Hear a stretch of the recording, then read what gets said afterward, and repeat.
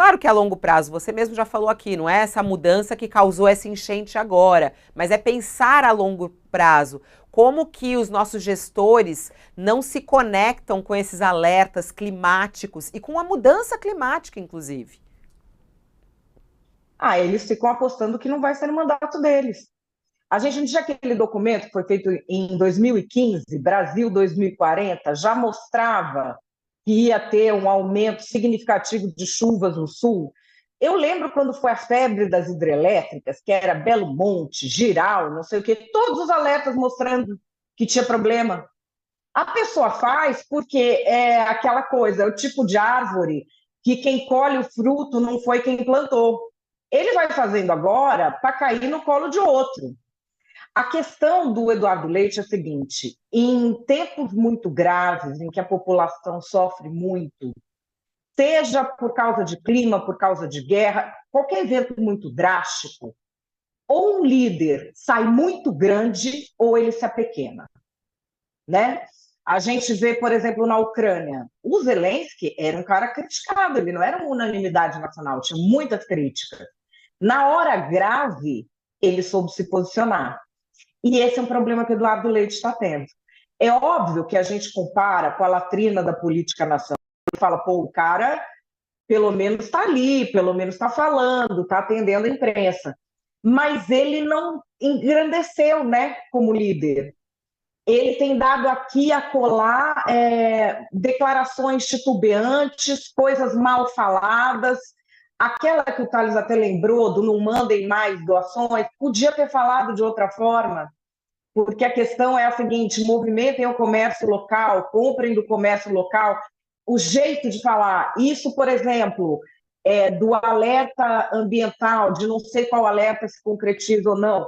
É verdade, vai ver quantos alertas ele teve e quantos se concretizaram.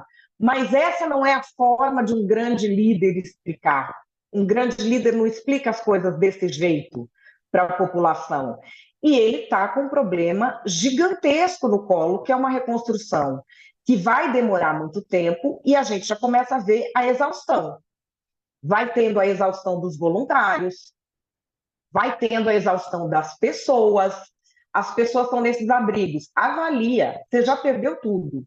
Você vai ficar num lugar que é um galpão, que você não tem privacidade nenhuma, junto com trocentas famílias de gente que você não conhece, aí enfia bicho lá no meio, é cachorro, é gato.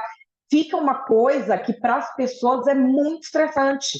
Não tem como ficar muito tempo. Vai ter agora que reconstruir, fazer abrigos provisórios, dar um mínimo de privacidade a essas pessoas. O trabalho é muito, mas esse tipo de postura pública, você não tem como preparar uma pessoa para isso. Ou ela tem, ou ela não tem. E, infelizmente, a gente não teve assim, líderes que se sobressaíram. Alguns prefeitos, sim, saíram muito grandes. Pessoas assim, reitor de universidade, o cara que era diretor de escola, lideranças assim improváveis saíram muito grandes, mostrando que conseguem, nesse desespero, minimamente organizar as coisas.